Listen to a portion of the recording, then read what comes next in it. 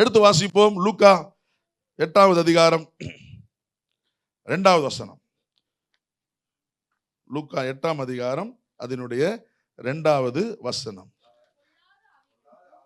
அவர் பொல்லாத ஆவிகளையும் வியாதிகளையும் நீக்கி குணமாக்கின சில ஸ்திரீகளும் 7 பிசாசுகள் நீங்கின மகதலேனால் எனப்பட்ட மரியாளும் ஏரோதின் காரியக்காரனான கூசாவின் மனைவியாகிய யோவன்னாலும் சூசன்னாலும் தங்கள் ஆஸ்திகளால் அவருக்கு ஊழியம் செய்து கொண்டு வந்த மற்ற அநேகம் ஸ்திரீகளும் அவருடனே இருந்தார்கள். அல்லேலூயா சொல்லுங்க. இயேசுவோடே இருந்தார்கள். ஒரு ஆமென் சொல்லுங்க பாப்போம்.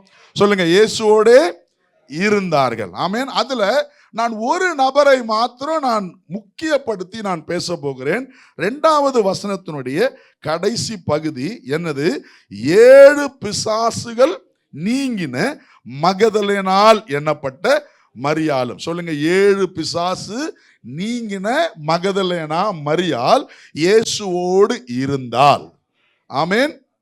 இந்த லூக்கா 8ஆம் அதிகாரம் பாத்தீங்கன்னா இயேசுவினுடைய ஊழியத்தினுடைய ஆரம்ப காலகட்டம்.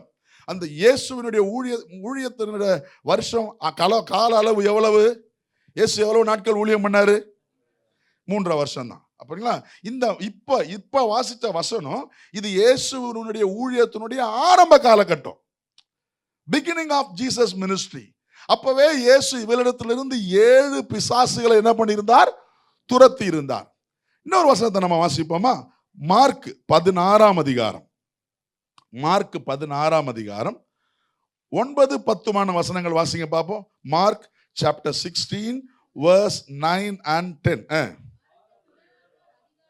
வாரத்தின் முதலாம் நாள் அதிகாலையிலே இயேசு எழுந்திருந்த பின்பு, இப்போ இயேசுவினுடைய ஊழியத்தினுடைய முடிவு இது.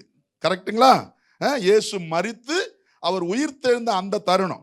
சரி, இப்ப வாசிங்க பாப்பா. ஆரம்பத்திலையும் இவர் இருந்தா, முடிவிலையும் அவர் இருக்கிறார். வாரத்தின் முதல் நாளிலே இயேசு எழுந்திருந்த பின்பு மகதலேனா மரியாளுக்கு முதல் தரிசனமானார். 10ஆம் வசனம் வாசுங்க.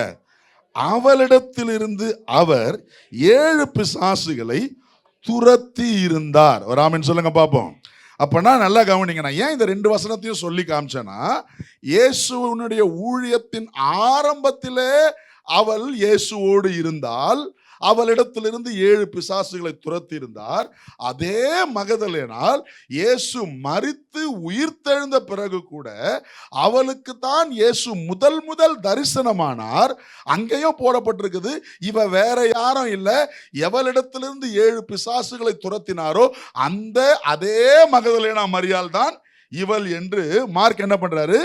எழுதுறார். பொதுவா நல்லா கவனிங்களேன்.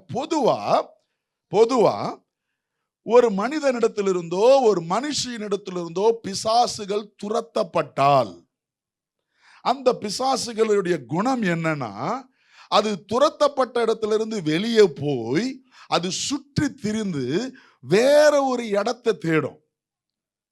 பிசாசுகளுடைய சுபாவம் இது.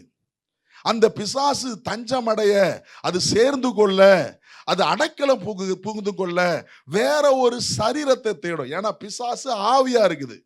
அந்த ஆவிக்கு என்ன வேணும்? ஒரு சரீரம் வேணும். தன்னுடைய இச்சைகளை, தன்னுடைய காரியங்களை நிறைவேற்றுவதற்கு அது சரீரத்தை தேடும்.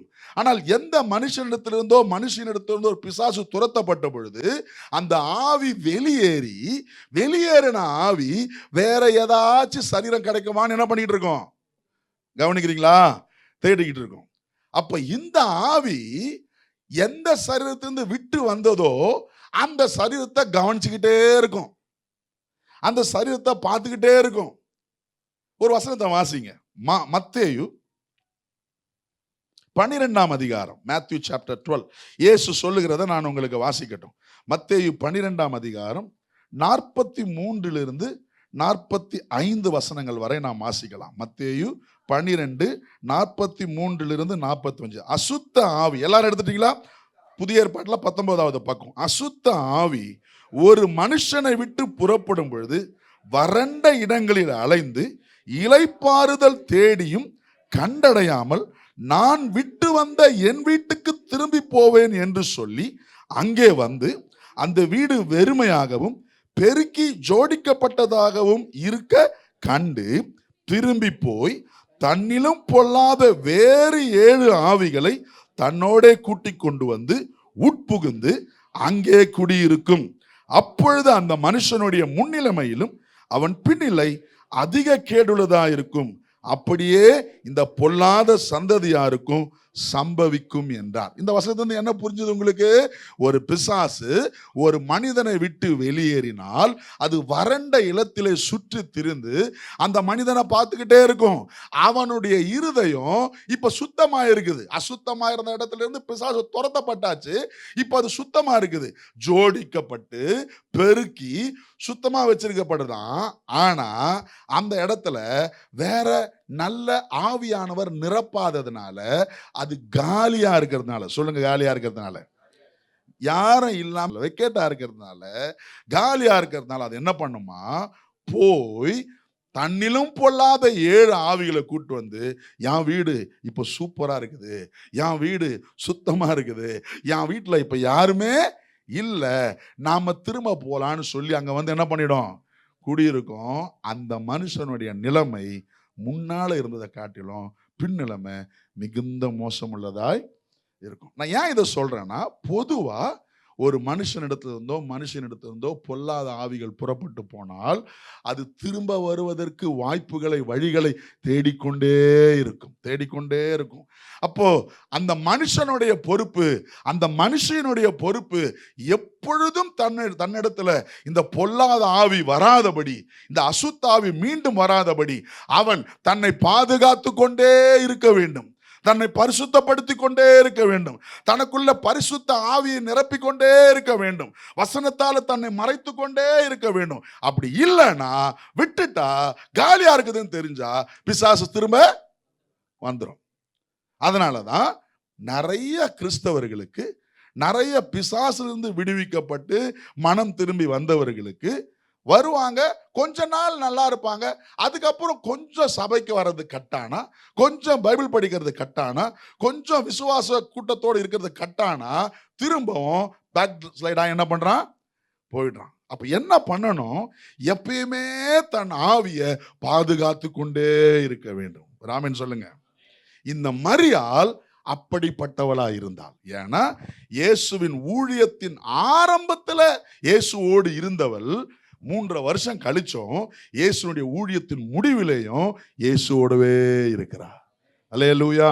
அப்ப அதுல இருந்து என்ன புரியுது, அவளை விட்டு வெளியில போன பிசாசு திரும்ப அவளிடத்துக்குள்ள வர வாய்ப்பே அவ கொடுக்கல. ராமன் சொல்லுங்க பாப்போம். பக்கத்துல பார்த்து கேளுங்க. நம்ம எப்படி நம்மளை விட்டு வெளியில போன பிசாசு திரும்ப வர்றதுக்கு வாய்ப்பு கொடுத்திருக்கிறோமா, கொடுக்கலையா? இது நம்ம கிட்ட தான் இருக்குது. இது யார்கிட்ட தான் இருக்குது? You must guard yourself. நம்மை நாமே வசனத்தால, தேவனால, தேவனுடைய ரத்தத்தினால, சபை கூடி வருகிறதுனால, பரிசுத்தவான்களோட கூட ஐக்கியத்தினால, ஜப கூட்டங்களை கலந்து கொள்வதனால நம்மை நாம் பாதுகாத்து கொண்டே இருக்க வேண்டும். இல்லைன்னா விட்டுட்டோம்னா எப்படி உள்ள வருவான்னு தெரியாது, உள்ள வந்துருவான். பிசாசுக்கு பொதுவா வேதத்துல நிறைய பெயர்கள் கொடுக்கப்பட்டு, நான் ஒரு சில பெயர்களை உங்களுக்கு நான் சொல்றேனே. இதை வந்து பைபிள் காலேஜ் படிக்கிறவங்க டீமனாலஜி, பிசாஸ் இயல், சத்ருவை குறித்து பிசாசை குறித்து படிக்கிற படிப்புல இது ஒரு பெரிய பாடமாவே படிக்க வாய்ப்பு இருக்குது. ஆனா அதுல இருக்கிற ஒரு சின்ன துணுக்க மாத்திரம் நான் உங்களுக்கு சொல்றேன். பிசாசனுடைய பெயர்கள், ஒரு சில பெயர்களை நான் உங்களுக்கு சொல்லட்டும். பைபிள்ல ஆதியாகமம் 3ஆம் அதிகாரம் 1 வசனத்துல அவனுக்கு கொடுக்கப்பட்டிருக்கிற பேர் சர்பம். கொடுக்கப்பட்டிருக்கிற பேர் என்னதுங்க? சர்பம். ஜெனசிஸ் 3:1. அடுத்தது இன்னொரு பேர் கொடுக்கப்பட்டிருக்குது, பெரிய வலு சர்பம். என்னதுங்க? பெரிய வலு சர்பம். இங்கிலீஷ்ல கிரேட் டிராகன். அதுல சர்பன்ட், இதுல கிரேட் டிராகன். இது வெளிப்படுத்தல் 12:9 இருக்குது. இந்த வெளிப்படுத்தல் 12:9 பிசாசுனுடைய 4 பேர் சொல்லப்பட்டிருக்குது. Great dragon. மூணாவது பிசாசுக்கு பேரு பழைய பாம்பு, ஓல்டு சர்பென்ட். பழைய பாம்பு, அதுவும் வெளிப்படுத்தல் 12:9 இருக்கிறது. ஓல்டு சர்பென்ட், பழைய பாம்பு. நான்காவது நாம் எல்லாரும் பொதுவா பேசுற பேரு பிசாசு, டெவில். இதுவும் வெளிப்படுத்தல் 12:9 இருக்குது. கூடவே யாக்கோபு 4:7 பார்க்க முடியும். இதெல்லாம் வாசிக்க நமக்கு நேரம் இல்லாதனால நான் வாசிக்க உங்களை சொல்லலை. நீங்க நல்ல வேத மாணாக்கர்களா இருந்தா எழுதி வச்சிருக்கிறத பாஸ்டர் கரெக்டா தான் வசனத்தை சொன்னாரான்னு நீங்க வீட்டில் போய் என்ன பண்ணி பார்க்கணும், திறந்து பார்த்தீங்கன்னா யூ வில் பி அட்மயர்ட். சரி, என்ன எத்தனை பேர் சொல்லியிருக்கிறேன்? என்னென்ன சொன்னேன்?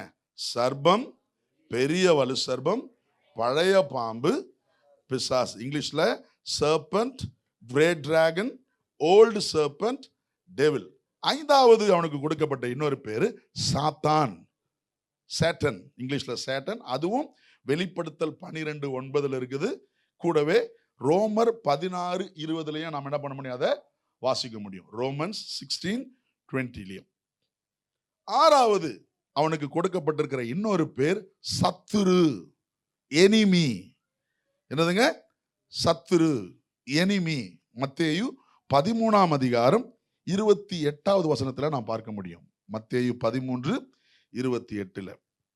ஏழாவது பிசாசுக்கு பைபிள்ல கொடுக்கப்பட்டிருக்கிற பேர் பொல்லாங்கன், ஈவில் ஒன். பொல்லாங்கன், ஈவில் ஒன்.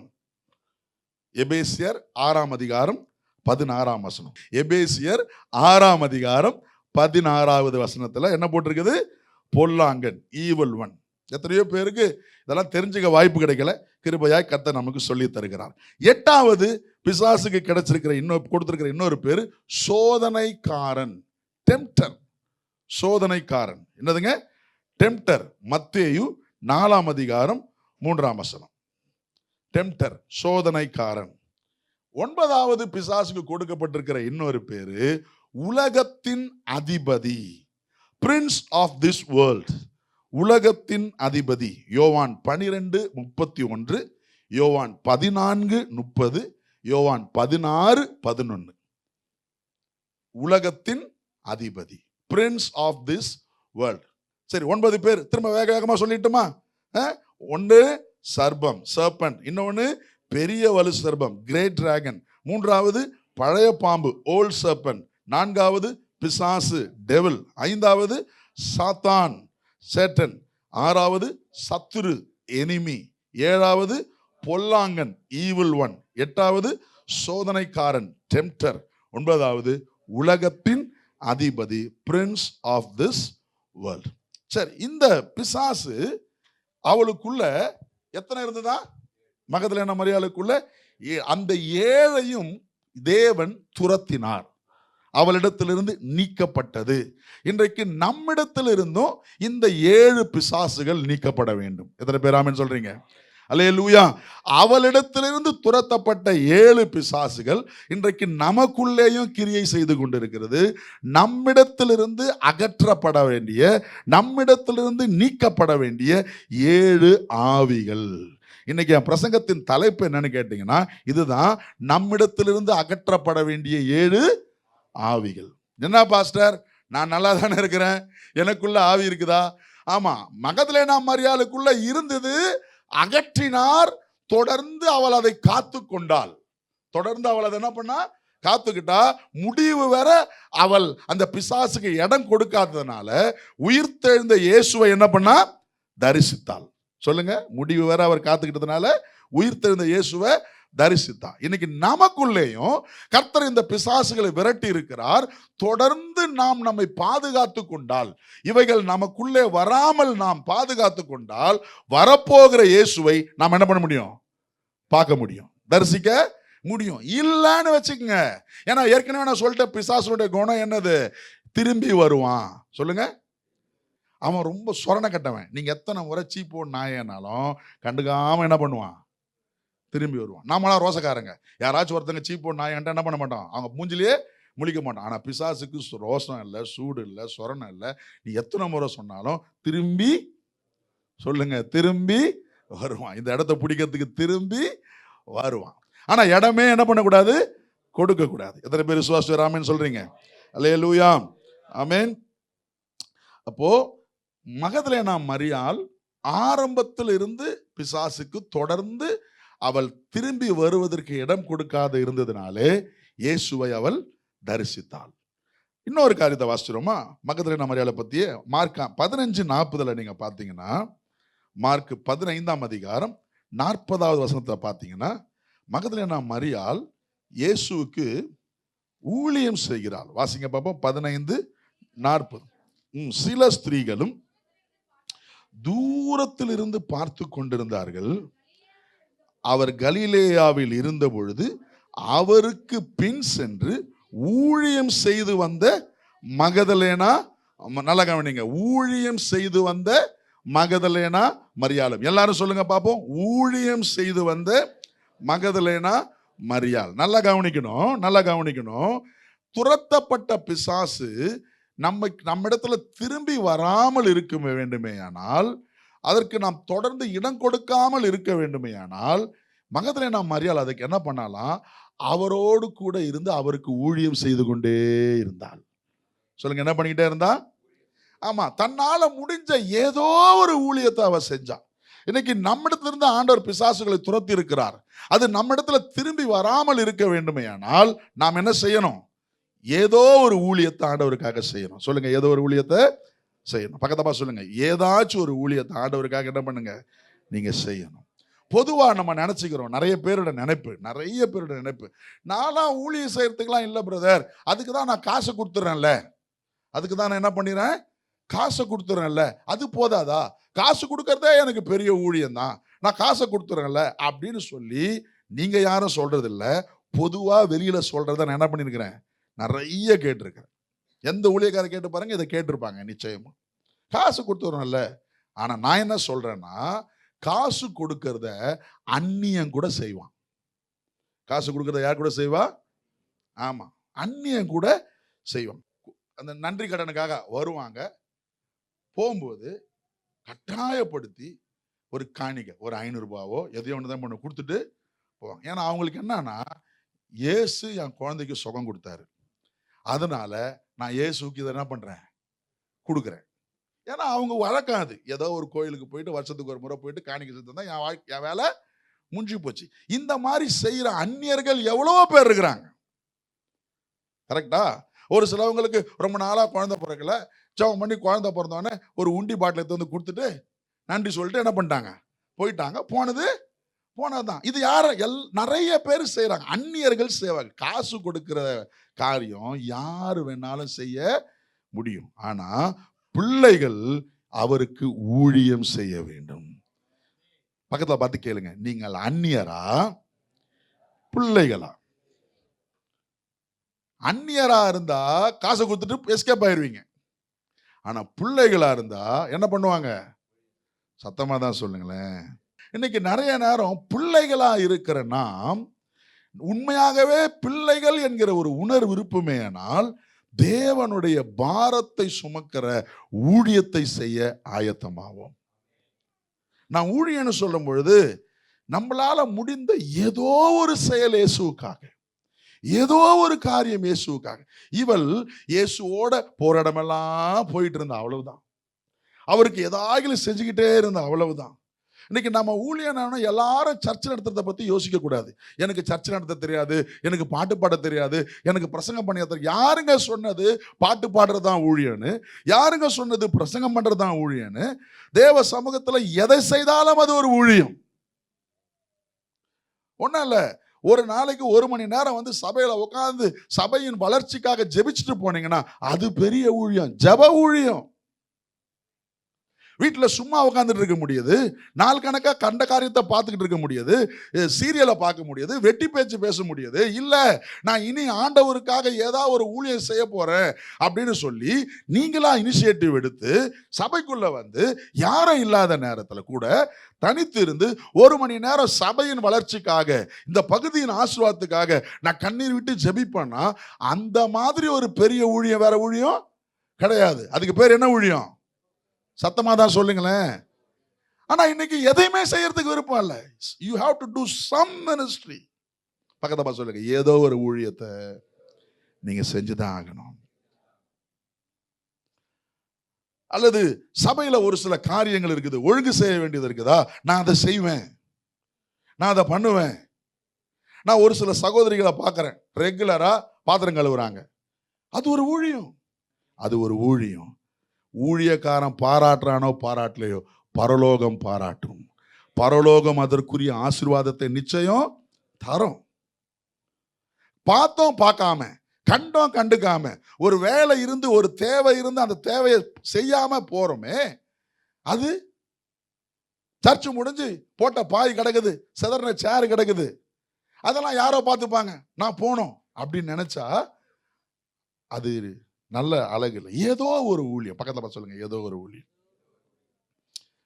சரி, அதுக்கு நான் கூட வேணாம், அடுத்த ஆளுதான் இருக்குது. நான் இந்த செகண்ட் சர்வீஸ் நிறைய பேர் சொல்லுவேன், சர்ச்சு முடிச்சுட்டு போவாங்க, அங்க 2 பேனர் கிடக்குது, அந்த பேனரை தூக்கிட்டு வந்து வைக்கிறதுக்கு யாரோ ஒருத்தவங்க தூக்கிட்டு வருவாங்களே, அதை நாம தூக்கிட்டு வந்து வச்சா என்ன அப்படின்னு நினைக்கிறதுக்கு ஆட்கள் இல்லை. அது வச்சவன் எடுப்பாயா, எவனோ ஒருத்தன் வைக்கிறான், எவனோ ஒருத்தன் எடுப்பான் அப்படின்னு இருக்கக்கூடாது.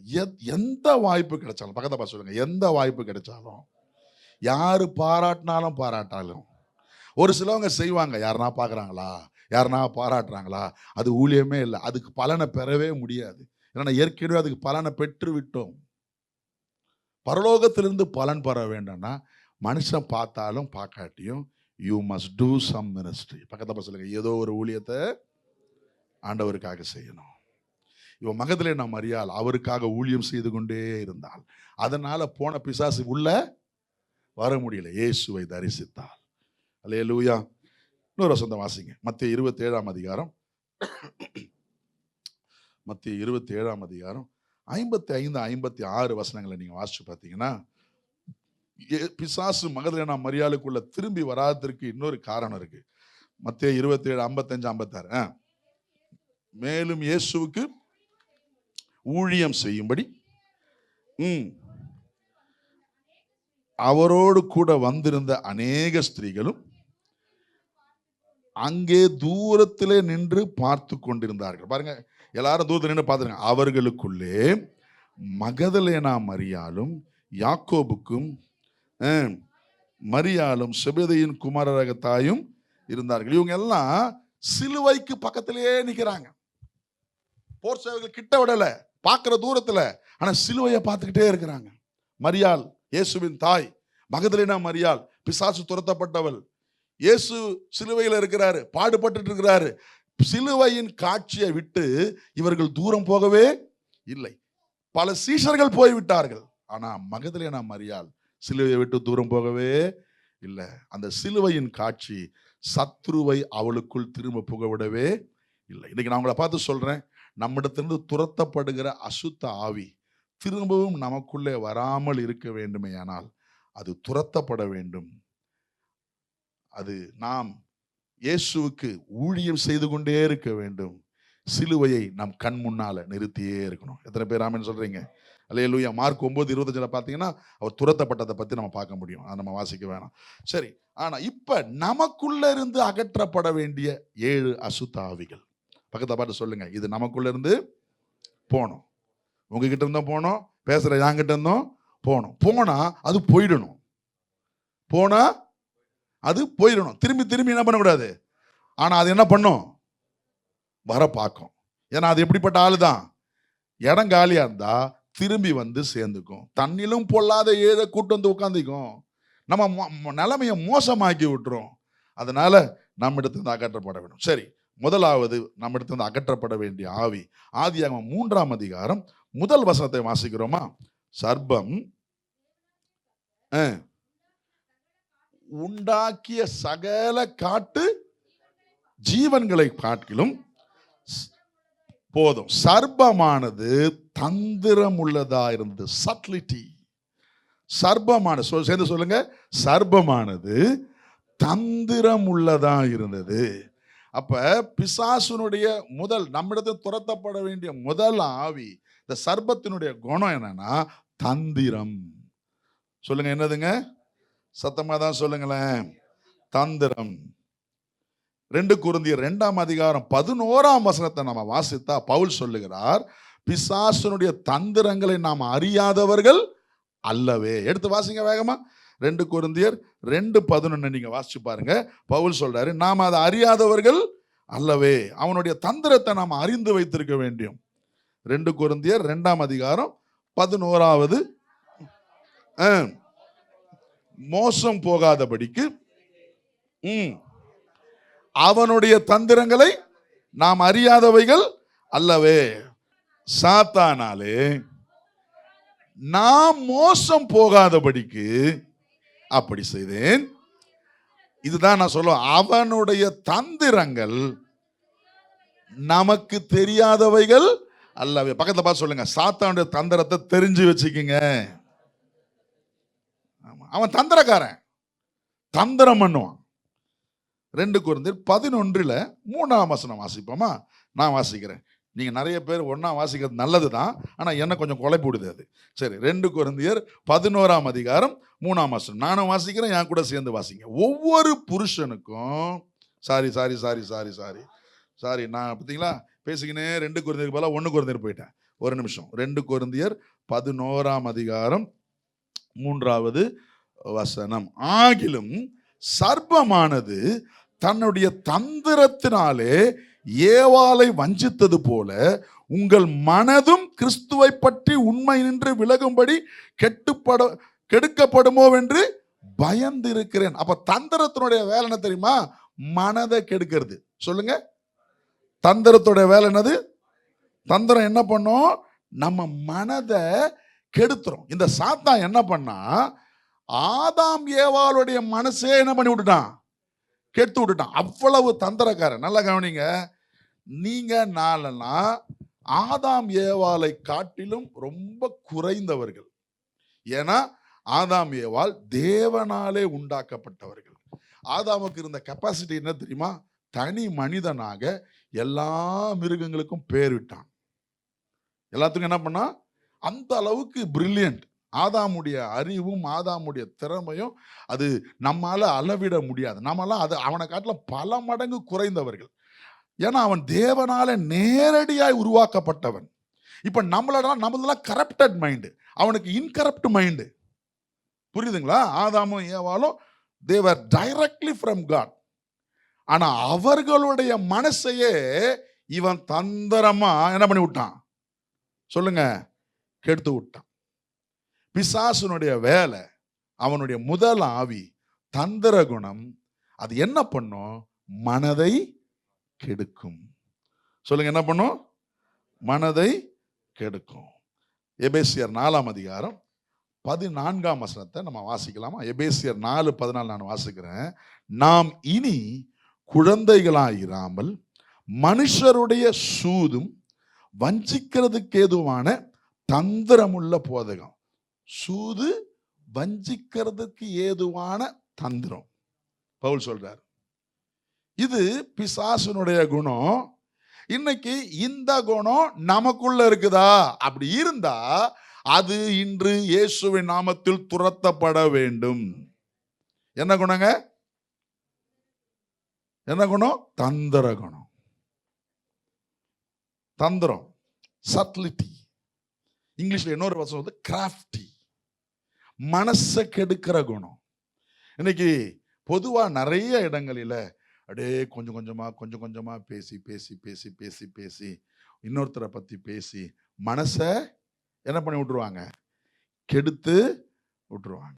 இது என்ன பண்ணும்? மனசை கெடுக்கும்.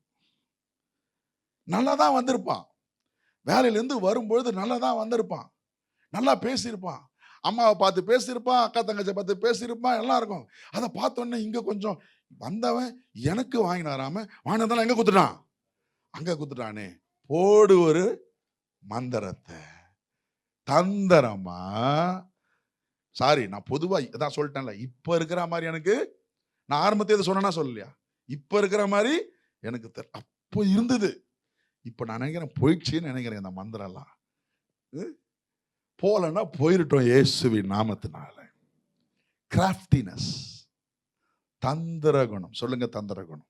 இது மனைவி மட்டும் இல்லைங்க, இது பிள்ளைங்க கிட்ட இருக்குது, இது கணவன் கிட்ட இருக்குது, இது வேலையில இருக்குது, இது சபையில இருக்குது, இது பிசினஸ்ல இருக்குது, அண்ணன் தம்பி கிட்ட இருக்குது, பக்கத்து வீட்டுக்காரங்கிட்ட இருக்குது, எல்லா இடத்துலயும் இது இருக்கத்தான் செய்யுது. இந்த தந்திர ஆவி இயேசுவின் நாமத்தில் அகற்றப்பட வேண்டும். அல்லேலூயா. பாஸ் கிட்ட போயிட்டு தந்திரமா யாரை பத்தி என்ன பண்ணி விடுறது, சொல்லி விடுறது, போட்டு கொடுக்கறது, கொஞ்சம் அவங்க மனசை கெடுக்கிறது. பொதுவா ஏதாவது ஒரு காரியத்தை திரும்ப திரும்ப திரும்ப திரும்ப திரும்ப பாவமா பரிதாபமா சொல்லும் பொழுது என்ன ஆகும், மனசு கெடுக்கப்பட்டு போகும். நிறைய நேரம் அது நல்லது மாதிரி தான் இருக்கும். இந்த பிசாசு தந்திரமா ஆதாம் ஏவாள மனசை கெடுத்தானே, அது பார்க்கறதுக்கு எப்படி இருந்தது, தப்பு மாதிரியா தெரிஞ்சது. அவன் வந்து கேட்டான், இந்த கனியை புசிக்க வேணான்னு சொன்னாரா? ரொம்ப கிராஃப்டியா, ரொம்ப தந்திரமா, இதை மட்டும் நீ சாப்பிட்டீன்னா உன் பவர் என்னான்னு உனக்கு தெரியாம ஆயிடுச்சு, உன்னை பெரிய ஆளா ஆக்கியிருக்கலாம். நிறைய நேரம் நிறைய பேரை ஒன்னா இருக்கிற குடும்பத்தை கெடுக்கிறது, ஒன்னா இருக்கிற பிஸ்னஸை பிரிக்கிறது. நீ மட்டும் தனியா பிஸ்னஸ் பண்ணினா எங்கேயோ போயிருப்படா, நீ இவன் கூட போயிருந்தேன்னு இவனுக்கு கூஜா தூக்கினாகிறிய.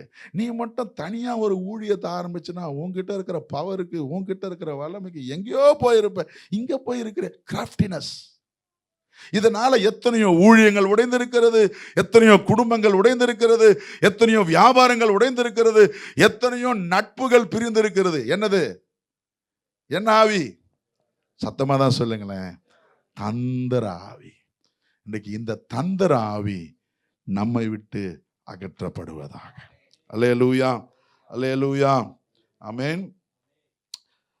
நம்ம ஒரு நாளும் யாருக்கும் நாம தந்திரமா செயல்படக்கூடாது, யாருடைய தந்திரத்துக்குள்ளேயும் நாம சிக்கிடக்கூடாது. தேவன் நமக்கு தந்திரத்தை அறிந்து கொள்ள கிருபையை தருவாராக. அல்லேலூயா. யாராச்சும் ஒருத்தங்க நம்ம கிட்ட கிராஃப்டியா பேசினாங்கன்னா அப்பாலே போ சாத்தானே அப்படின்னு சொல்ல பழகணும். அல்லேலூயா.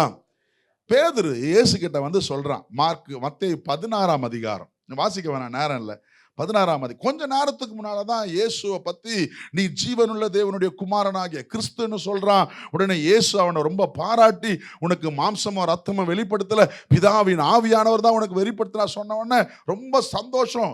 அடுத்து இயேசு சொல்றாரு, நான் சிலுவையில் அறையணும், நான் பாடுபட போறேன், நான் மரிக்க போறேன் அப்படின்ன உடனே பேதுரு சைலண்டா இயேசு கிட்ட வந்து தனியா அவரை கூட்டு போயிட்டு தந்திரமா பேசுறான்.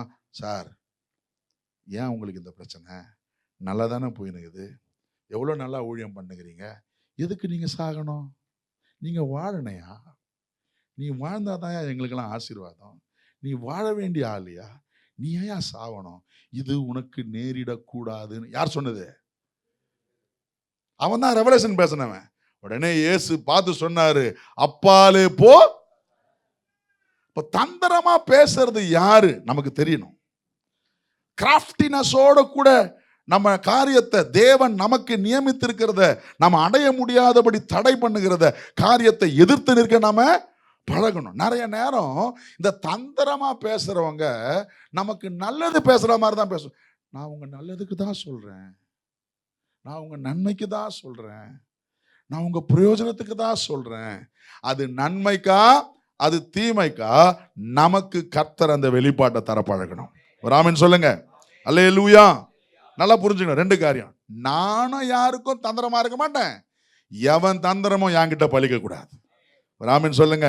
பக்கத்தப்பா சொல்லுங்க, நீங்களும் யாருக்கிட்டையும் தந்திரம் பண்ணாதீங்க. ஆனா எவன் தந்திரத்துக்கும் நாமளும் என்ன பண்ண முடியாது, இடம் கொடுக்க கூடாது. ஆமென். இந்த தந்திரத்தின் ஆவி தேவ சபையை விட்டு நம்மை விட்டு விரட்டப்படுவதாக. ஆமென். இரண்டாவது இன்னொரு குணம், பிசாசுனுடைய இன்னொரு குணம், வெளிப்படுத்தல் 12ஆம் அதிகாரம், வெளிப்படுத்தல் 12ஆம் அதிகாரம் 9வது வசனம். Revelation chapter 12, revelation chapter 12 verse 9. வாசிங்க. உலகம் அனைத்தையும் என்ன பண்ணுகிற பிசாசு? மோசம் போக்குகிற பிசாசு. போதும் போதும், டிசப்ஷன் சொல்லுங்க, மோசம் போக்குதல். சத்தமா சொல்லுங்க, என்னது? மோசம் போக்குதல். இது ஒரு பிசாசினுடைய ஆவி. டிசப்ஷன், மோசம் போக்குவது, நம்ப வச்சு கழுத்து அறப்பது, மோசம் போக்குறது, டிசப்ஷன். வாசிப்போமா? எரேமியா 29ஆம் அதிகாரம். எரேமியா 29ஆம் அதிகாரம் 8ஆம் வசனத்துல அங்க எரேமியா சொல்லுகிற காரியத்தை பாருங்களேன். எரேமியா 29ஆம் அதிகாரத்தினுடைய 8வது வசனம். Jeremiah 29 verse 8. மேலும் உங்கள் நடுவில் இருக்கிற உங்கள் தீர்க்கதரிசிகளும் உங்கள் குறிக்காரரும் உங்களை மோசம் போக்க ஒட்டாதிருங்க. ஐயோ, குறிகாரனை மாத்திரம் சொல்லி இருந்தா பரவாயில்ல, இங்க யாரையும் சொல்லி இருக்குது, தீர்க்கதரிசியையும் சொல்லி இருக்குது. அவங்க என்ன பண்றாங்களாம்? மோசம் போக்குகிறார்கள். இன்னைக்கு பொதுவா நடக்கிற காரியம் என்ன தெரியுமா? கிறிஸ்தவ வட்டாரத்துல, ஆவிக்குரிய வட்டாரத்துல, நான் ஒரு தீர்க்கதரிசினா நான் எதை சொன்னாலும் ஜனங்க நம்புறாங்க. நான் எதை சொன்னாலும் ஜனங்க நம்புறாங்க. நான் எதை சொன்னாலும் நம்புறாங்கன்றதுனால கண்டதையும் சொல்றது காசுக்காக. இது வேதம் சொல்லுது, மோசம் போக்குவது. குறி காசுக்காக ஒருத்தன் தீர்க்க சொன்னானா அதுக்கு பேரு குறி சொல்றது. அதுக்கு பேர் என்னது? குறி சொல்றது. நம்புறாங்கன்றதுக்காக, கேட்கிறாங்கன்றதுக்காக, கீழ்ப்படுகிறாங்கன்றதுக்காக துணிஞ்சு எதையும் என்ன பண்ணக்கூடாது? சொல்லக்கூடாது. மோசம் போக்குமா. இன்னொருடைய இயலாமையை பயன்படுத்தி அவர்களை ஏமாற்றக்கூடாது. இன்னொருடைய இன்கன்வீனியன்ஸை பயன்படுத்தி அவங்கள நசுக்க கூடாது. அவங்களுக்கு முடியலையா, அவங்க பாவமா, அவங்கள நம்ப வச்சு அவங்களுக்கு மோசம் பண்ண கூடாது. இதுதான் உலகம் அனைத்தையும் மோசம். இது பிசாசுனுடைய குணம். இது பிசாசுனுடைய ஆவி, மோசம் போக்குற ஆவி. நீதிமான் தனக்கு ஆணையிட்டதுல நஷ்டம் வந்தாலும் அதை கை கொள்ளுகிறவன். ஒரு சில காரியத்தை சொல்லிட்டான நஷ்டமே வந்தாலும் நீதிமான் அதில் என்ன பண்ணுவான்? கரெக்டா நிக்கணும். ஆனா மோசம் போக்குறவன் தான் கன்வீனியன்ட்டுக்காக எதுனாலும் செஞ்சுப்பான், ஏமாத்திருவான். பைபிள்ல இருந்து ஒரு உதாரணம் உங்களுக்கு சொல்றேன் பாருங்க. 2 சாமுவேல். இது ஒரு பெரிய சம்பவம், ஒரு பெரிய ஸ்டோரி. நான் உங்களுக்கு விளக்கி சொல்லிடுறேன், வாசிக்க நமக்கு நேரம் இல்லை. நீங்க வேணா வீடுகளில் போய் நீங்க வாசிச்சு பாருங்க. 2 சாமுவேல் 19ஆம் அதிகாரம், அதுக்கு முன்னால நீங்க 16ஆம் அதிகாரம், நீங்க இதெல்லாம் நீங்க வாசிச்சு பார்த்தீங்கன்னா, கவனிக்கிறவங்களுக்கு நான் ஸ்டோரி மாத்திரம் சொல்லிடுறேன். மெவிபோசேத்துன்னு ஒரு ஆள் இருந்தான். தெரியுமா யார் அவன்? மெவிபோசேத்தை பத்தி நான் சொல்லியிருக்கிறேன், உங்களுக்கு ஞாபகம் இருக்கும். யார் அவன்? யோனத்தானுடைய மகன். எப்படிப்பட்டவன்? ஆமா, மிஸ்டேக் ஆஃப் எ மேடன் அப்படின்னு பேசியிருக்கிறேன் நான். அவனுடைய தாதி அவனை சுமந்துக்கிட்டு போகும்போது கீழே போட்டுட்டா. அதனால அவர் 2 காலம் என்ன போச்சு? முடமா போச்சு. 2 காலம் முடமா இருக்கிற ஒரு மனுஷன். அவன் பேர் என்னது? சத்தமா சொல்லுங்க, மெவிபோசேத். அப்போ இப்ப தாவீது ராஜாவான பிறகு ஜோனத்தான் நிமித்தம் நான் யாருக்காச்சும் நன்மை செய்யணும் அப்படின்னு சொன்ன உடனே அவனுக்கு சொல்றாங்க, ஜோனத்தானுடைய குமாரன் ஒருத்தர் இருக்கிறான், அவன் மெவிபோசேத்து, அவன் 2 காலம் முடமா இருக்கிறான், அவன் எங்கேயோ ஒரு கிராமத்துல மறைஞ்சிருக்கிறான் அப்படின்னு சொன்ன உடனே அவனை கூட்டுவாங்கன்னு சொல்லி அவனை கூட்டு வந்து அவனுக்கு ராஜ மேன்மையை கொடுத்து எருசலேம்ல வீடு கொடுத்து என் பந்தியில நித்தமும் என்ன பண்ணுவேன்? அப்பம் புசிப்பேன்னு தாவீது சொல்றார். உடனே அவன் சொல்றான், செத்த நாய போல இருக்கிற எனக்கா இந்த மதிப்பு? அவனுக்கு நிலம், காணி, ஆட்சி எல்லாம் கொடுத்து ராஜ மேன்மையை கொடுத்து இப்ப என்ன பண்றாரு? தாவீது மெவிபோசேத்தை வச்சிருக்கிறாரு. அவன் எப்படிப்பட்டவன்? மோடவன். இப்ப தாவீது நல்லா இருக்கும் பொழுது, நல்லா கவனிங்க, வாசிங்க நீங்க 2 சாமுவேல் 16, 17, 18, 19 நீங்க வீட்டுல போய் வாசிக்கணும், சரிங்களா? இப்ப எனக்கு நேரம் இல்லை அந்த அதிகாரங்களை வாசிச்சு சொல்றதுக்கு. வெரி குட் ஸ்டோரி இது. அவன் நல்லா இருக்கும் பொழுது இந்த செத்த நாயை போல இருக்கிற மெவிபோசேத்தை வாழ வச்சான். யாரு? தாவீது. இப்ப தாவீதுக்கு ஒரு பிரச்சனை. தாவீது தன் தேசத்தை விட்டு துரத்தப்படுகிறான் தன் மகன் நிமித்தமா. அப்ப தாவீது எல்லாத்தையும் விட்டுட்டு வெறுங்காலோட என்ன பண்றான்? மலைக்கு தப்பி ஓடுறான். அப்படி ஓடும்போது எல்லாரும் அநேகர் அவன் கூட வராங்க. அப்படி வரும்பொழுது மெவிபோசேத் வரல. யார் வரல? மெவிபோசேத் வரல. ஆனா நல்லா கவனிக்கணும், ஆனா மெவிபோசேத்தினுடைய வேலைக்காரன் சேபா வரான். சும்மா வரல, 2 கழுதையை கூட்டு வரான். அந்த பகுதி மாத்திரம் நீங்க வாசிச்சிருக்கீங்களா?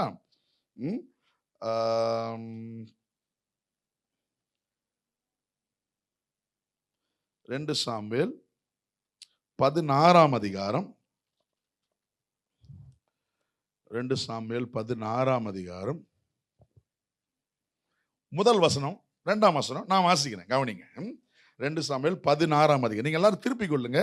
தாவீது மலை உச்சியிலிருந்து சற்று புறம் நடந்து போன பொழுது, இதோ மெபிபோசேத்தின் காரியக்காரனாகிய சீபா. காரியக்காரனா வேலைக்காரன், சரிங்களா? மெபிபோசேத் வேலைக்காரன் பேர் என்னது? சீபா. என்ன பண்றான்? பொதிகளை சுமக்கிற 2 கழுதைகளை ஓட்டி கொண்டு வந்து அவனை சந்தித்தான். அவைகளில் 200 அப்பங்களும் வற்றலான 100 திராட்சை பழங்களும் திராட்சை பழ குலைகளும் வசந்த காலத்து பலனான 100 குலைகளும் 1 துருத்தி திராட்சை ரசமும் இருந்தது. ராஜா சீபாவை பார்த்து, இவைகள் என்னத்திற்கு என்று கேட்டதற்கு, சீபா கழுதைகள் ராஜாவின் வீட்டார் ஏறுகிறதற்கும் அப்பங்களும் பழங்களும் வாலிபர் புசிக்கிறதற்கும் திராட்சரசம் வனாந்தரத்தில் விடாய்த்து போனவர்கள் குடிக்கிறதற்கும் என்றான். பாருங்க, இப்போ ராஜா கேட்கிறான், எதுக்குப்பா இந்த 2 கழுதை, எதுக்கு இவ்வளவு பொருள்? ராஜா, நீங்க ஓடி போறீங்க, உங்களுக்கு உங்க வீட்டு ஆளுங்க கஷ்டப்படுவாங்க, அவங்க ஏறுறதுக்கு என்ன இருக்கட்டும்? கழுதை இருக்கட்டும், போற வழியில சாப்பிட்றதுக்கு உங்களுக்கு இதெல்லாம் இருக்கட்டும், ரொம்ப நல்லா இருக்குதுல்ல. உடனே அடுத்த வசனம் ராஜா கேட்கிறான் பாருங்க, 3ஆம் வசனம். அப்பொழுது ராஜா, உன் ஆண்டவனுடைய குமாரன் எங்கே என்று கேட்டதற்கு, அப்ப நான் யாரை பத்தி கேட்கிறான்? ராஜா யாரை பத்தி கேட்கிறான்? மெபிபோசேத்தை பத்தி கேட்கிறான். உன் ஆண்டவனுடைய குமாரன்னா யோனத்தானுக்கு வேலைக்காரன் இருந்தவன் சீபா. உன் ஆண்டவனுடைய குமாரன் எங்கே அப்படின்னு கேட்கும்போது சீபா என்ன சொல்றான் பாருங்க. சீபா ராஜாவை நோக்கி, எருசலேமில் இருக்கிறான், இன்று இஸ்ரவேல் வீட்டார் என் தகப்பனுடைய ராஜ்யத்தை என் வசமாய் திரும்ப பண்ணுவார்கள் என்றான் என்று. இந்த சீபா என்ன சொல்றான்? அவன் எருசலேம்ல இருக்கிறான், யார் ராஜ்யத்தை எனக்கு திரும்ப கிடைக்கிறதுக்கு, இப்ப இவன் ஓடுறான்ல, யார் ராஜ்யம் எனக்கு கிடைக்கும்னு சந்தோஷமா யார் இருக்கிறா? மெபிபோசேத் இருக்கிறான் அப்படின்னு சீபா என்ன பண்றான்? சொல்றான். இது உண்மையா பொய்யா நமக்கும் தெரியாது, இப்ப தாவீதுக்கும் தெரியாது. உடனே தாவீது என்ன சொல்றான் பாருங்க, அடுத்த 4ஆம் வசனம். அப்பொழுது ராஜா சீபாவை நோக்கி, மெபிபோசேத்திற்கு உண்டானதெல்லாம். மெபிபோசேத்துக்கு யார் கொடுத்தா? செத்த நாயை போல இருக்கிறவனை கூட்டு வந்து எல்லா வசதியும் கொடுத்து, இப்ப தாவீது மெபிபோசேத்தை என்ன பண்ணி வச்சிருக்கிறான்? லிஃப்ட் பண்ணி வச்சிருக்கிறான். இப்ப தாவீதுக்கு ஒரு பிரச்சனை, அவன் ஓடுற நேரத்துல மெபிபோசேத் வரல. ஆனா மெபிபோசேத்தோட வேலைக்காரர் 2 கழுதையை கூட்டு வந்து, அந்த கழுதையை நீங்க ஏறி போறதுக்கு வச்சிங்கப்பா, இந்த பொருட்கள் எல்லாம் நீங்க சாப்பிட்றதுக்கு வச்சிங்கன்னு சொல்றான். உடனே ராஜா மனசு குளிர்ந்து போச்சு. எங்கயா உன் ஓனரு, எங்க மெபிபோசேத் கேட்டா, அவன் வரலையா, அவன் வந்து இன்னைக்கு ராஜ்யம் எனக்கு கிடைக்கும்னு சந்தோஷமா இருக்கிறான் அப்படின்னு சொன்ன. தாவீது சொல்றான், நான் மெபிபோசேத்துக்கு கொடுத்ததெல்லாம் யாருக்கு? உனக்கு, உன்னுடையதாயிற்று என்று சொன்னான். இப்போ இதோட முடிச்சிருவோம். நமக்கு இப்போ அது உண்மையா பொய்யா தாவீதுக்கும் தெரியாது, இந்த இடம் வேற நமக்கும் தெரியாது. இப்ப திரும்ப 19ஆம் அதிகாரத்துக்கு வந்துருங்க. 2 சாமுவேல் 19ஆம் அதிகாரம். 2 சாமுவேல் 19ஆம் அதிகாரத்துல நீங்க தாவீது திருப்பி வராரு. அந்த பிரச்சனை எல்லாம் முடிஞ்சு திரும்ப அவர் ராஜாவா என்ன பண்றாரு? வர நேரத்துல 24ஆம் வசனம். 24ஆம் வசனம். சவுலின் குமாரனாகிய மெபிபோசேத்தும் ராஜாவுக்கு எதிர்கொண்டு, நல்லா கவனிங்க, போகும்போது யார் வரல? ஆனா யார் வந்தா? வேலைக்காரன் வந்தான். எப்படி வந்தான்? கிஃப்ட் எல்லாம் எடுத்துக்கின்னு வந்தான். இப்ப ராஜா திரும்பி ராஜ மேன்மையோட என்ன பண்றாரு? வனவாசம் முடிஞ்சு வராரு. வரும்பொழுது இப்ப யார் வரா? மெபிபோசேத் ராஜாவை எதிர்பட்டு வரான். புரியுது? இது வர புரிஞ்சவங்க ராமன் சொல்லுங்க பாப்போம். சரி, 24ஆம் வசனம். சவுலின் குமாரனாகிய மெபிபோசேத்தும் ராஜாவுக்கு எதிர்கொண்டு வந்தான். ராஜா போன நாள் முதல் அவன் சமாதானத்தோட திரும்பி வருகிற நாள் மட்டும் அவன் தன் கால்களை சுத்தம் பண்ணவும் இல்லை, தன் தாடியை சவரம் பண்ணவும் இல்லை, தன் வஸ்திரங்களை. யாரு? உண்மையான துக்கம் யாருக்கு?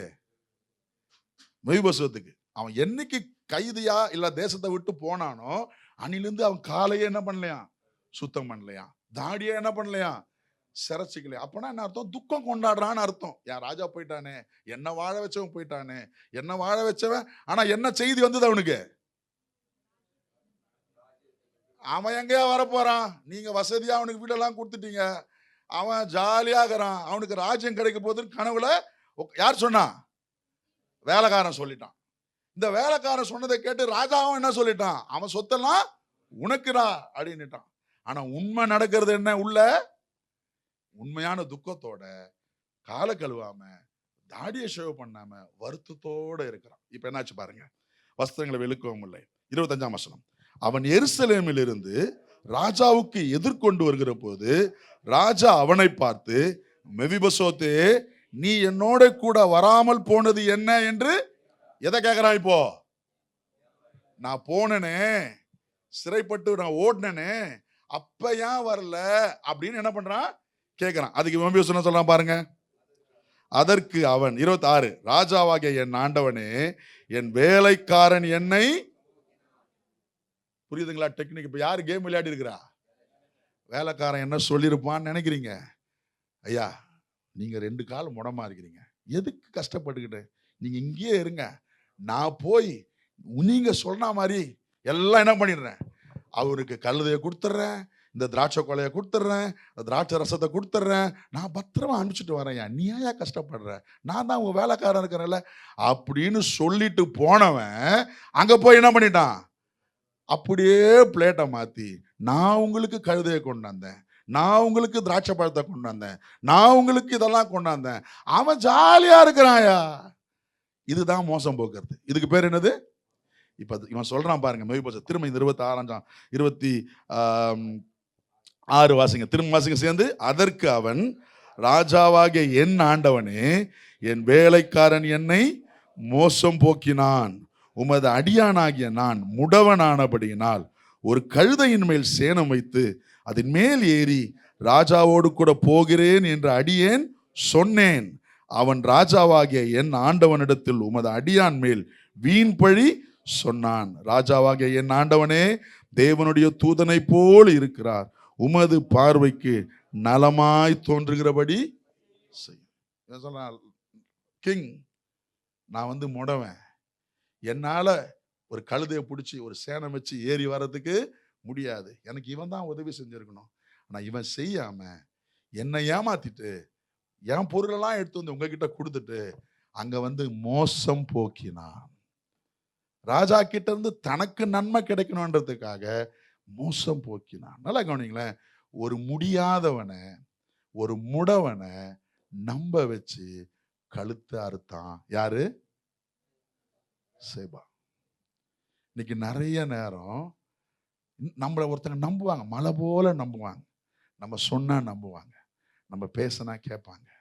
அவங்கள பர்சனல் ஆதாயத்துக்காக, தனிப்பட்ட நன்மைக்காக, நம்ம லாபத்துக்காக ஏதோ ஒரு காரியத்தை நம்ம செயல்பட்டா அதுக்கு பேர் என்னது? சொல்லுங்க, அதுக்கு பேர் என்னது? இது ஒரு ஆவி.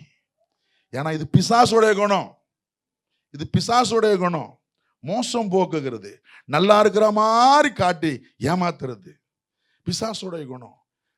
ஆரம்பத்துல அவன் கொடுக்கிற காசும் அப்படிதான், அவன் கொடுக்கிற மோக இச்சைகள் எல்லாமே அப்படிதான். நல்லா இருக்கிற மாதிரி இருக்கும், ஆனா அதுக்கு பின்னால ஒரு மோசம் இருக்குது.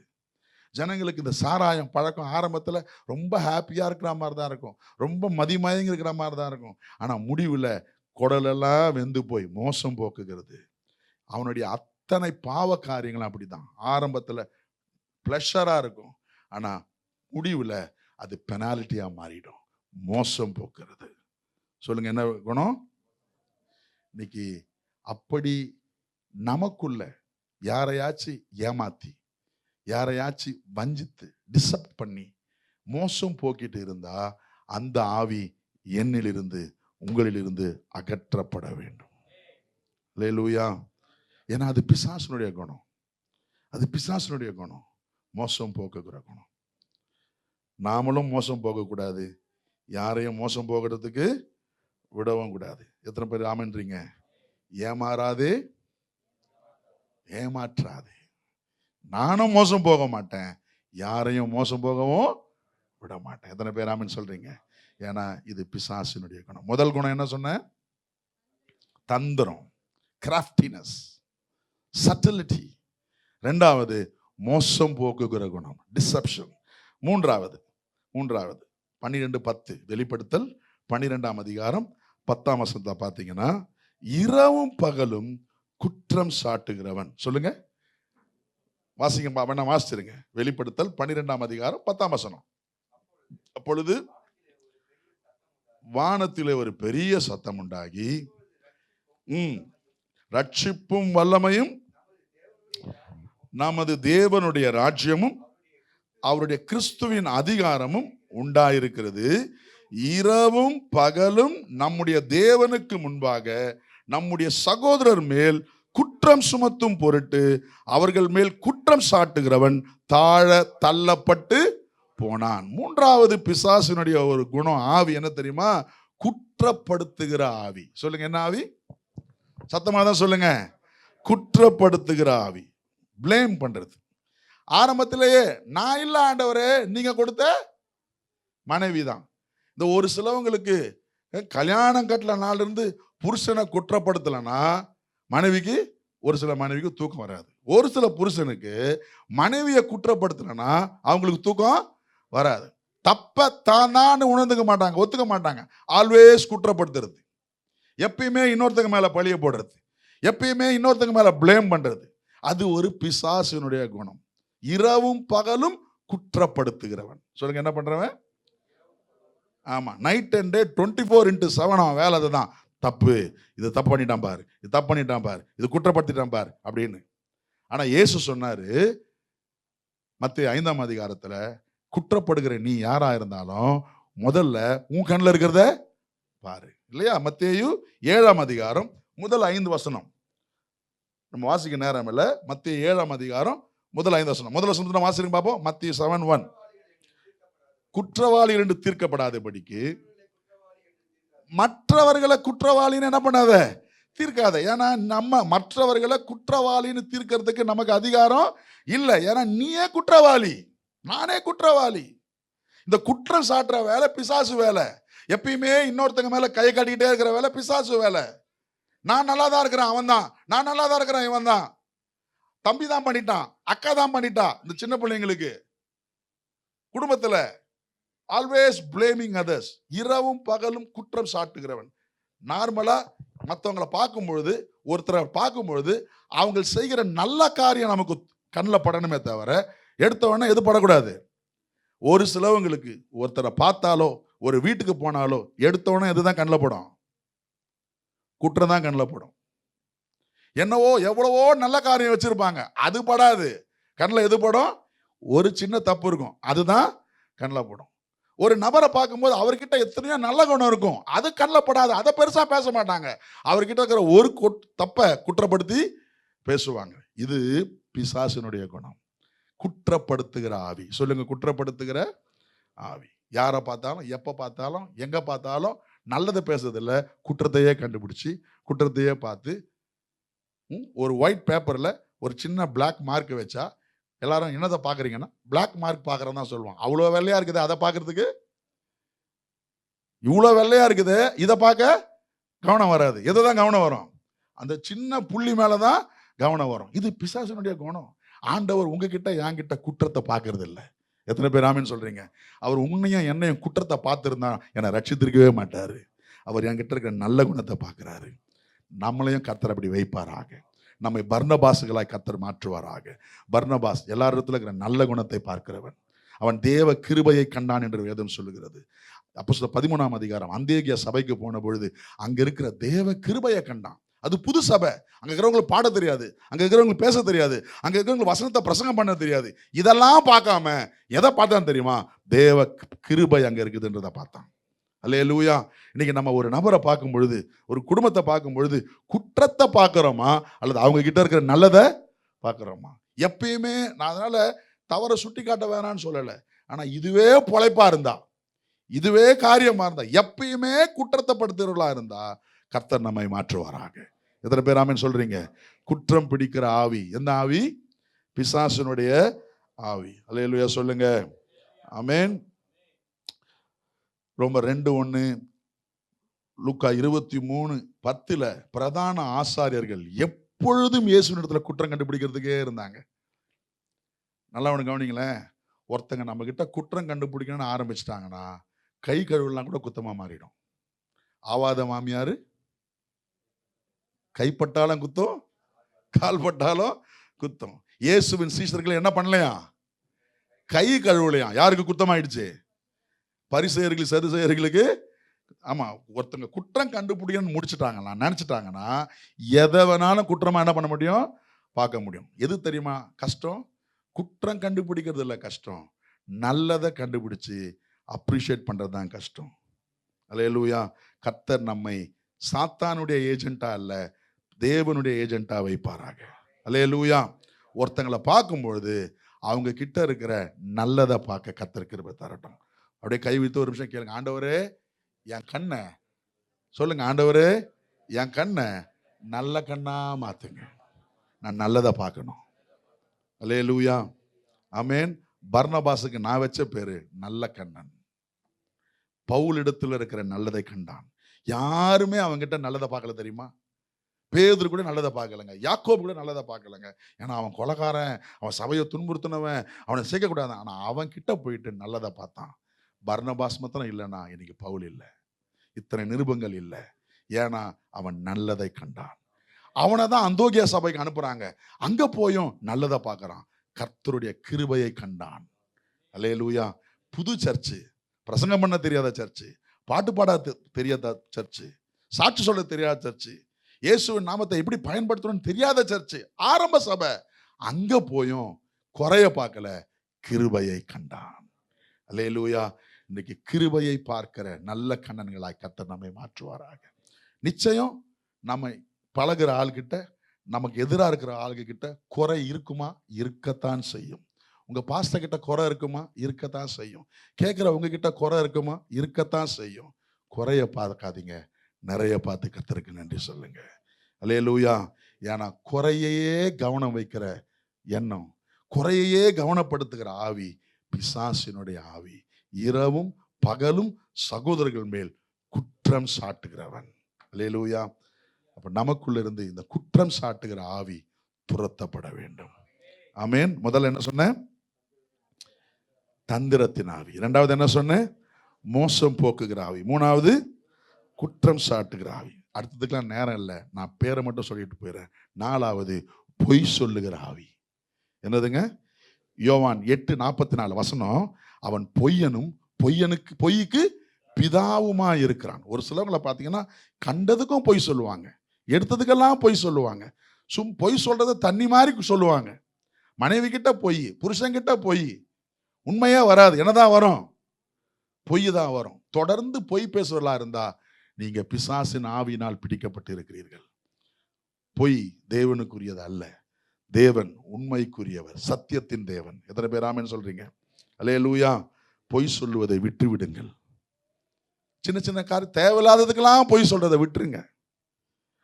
குறிப்பா குடும்பத்துக்குள்ள பொய் இருக்கக்கூடாது. மனைவி பிள்ளைகளிடத்துல, கணவனிடத்துல பொய்.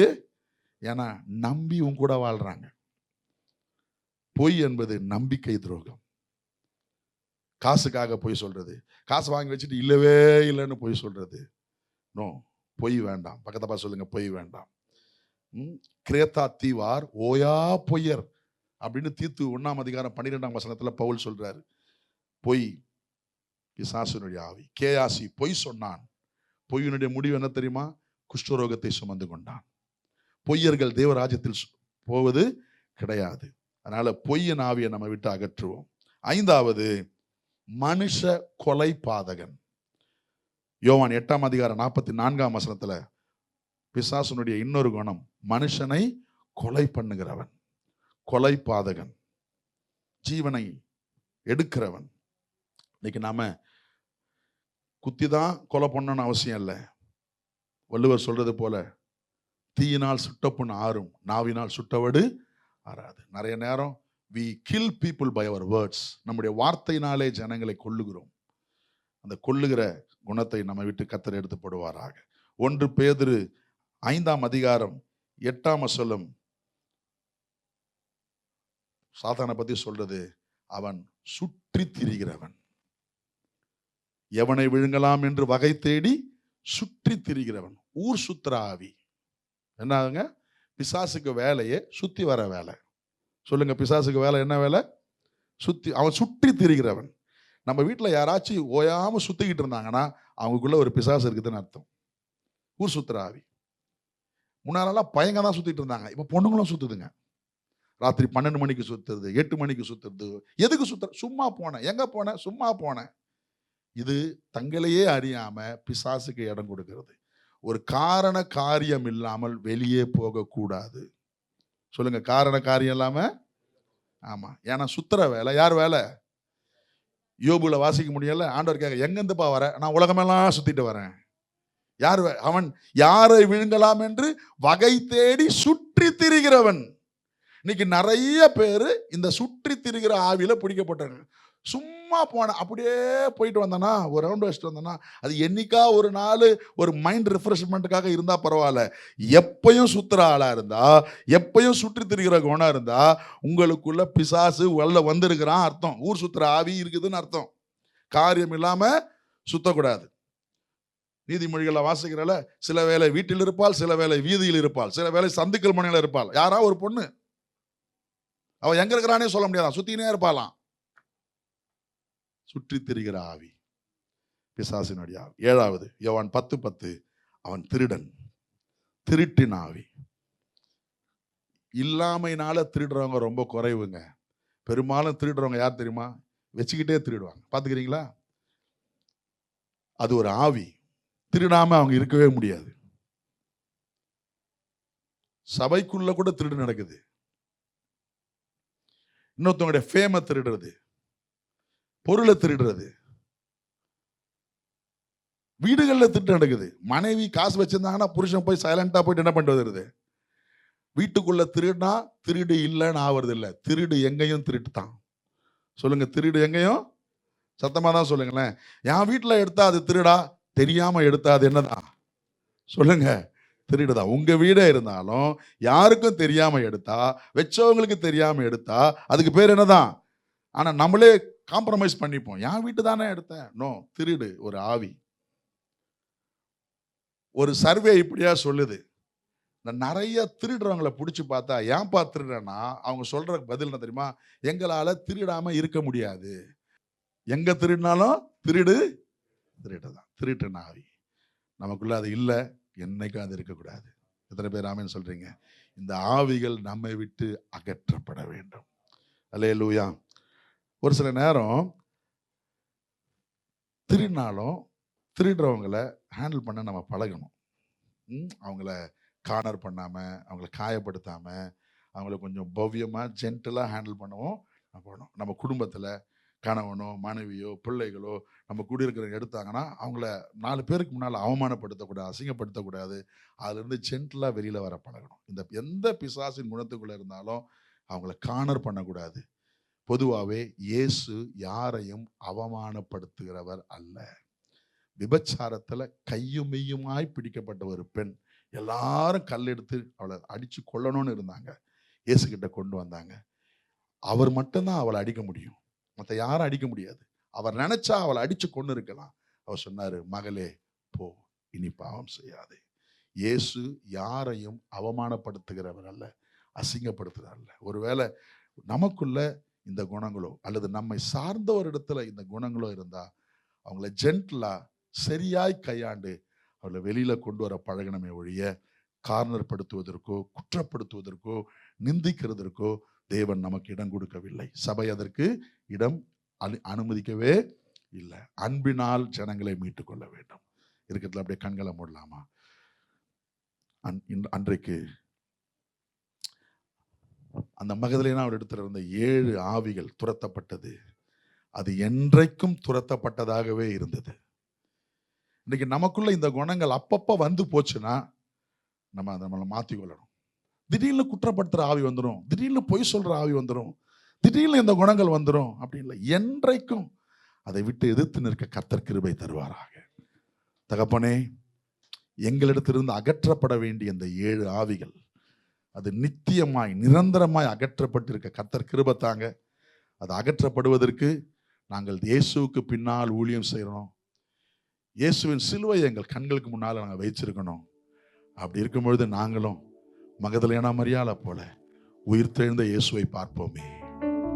இயேசு வரப்போகிறீர். உடைய வருகையில் நாங்கள் பார்ப்பதற்கு இந்த 7 ஆவிகளுக்கு எங்களிடத்துல இடமில்லை அப்பா. அவைகளை முற்றிலுமாய் எங்களை விட்டு நாங்கள் விரட்டுகிறோம். பரிசுத்த ஆவியினால் எங்களை நிரப்புங்க. பரிசுத்த ஆவி எங்கள் உள்ளங்களை நிரப்பட்டும், எங்கள் இருதயங்களை நிரப்பட்டும். உடைய அன்பினால் நிரப்பி எங்களை ஆயத்தப்படுத்தி வைங்க. வார்த்தை கேட்ட உடைய பிள்ளைகளை ஆசீர்வதித்து சமாதானத்தோடு அனுப்புங்க. இயேசுவின் நாமத்தில் ஆசீர்வதித்து ஜெபிக்கிறேன் நல்ல பிதாவே.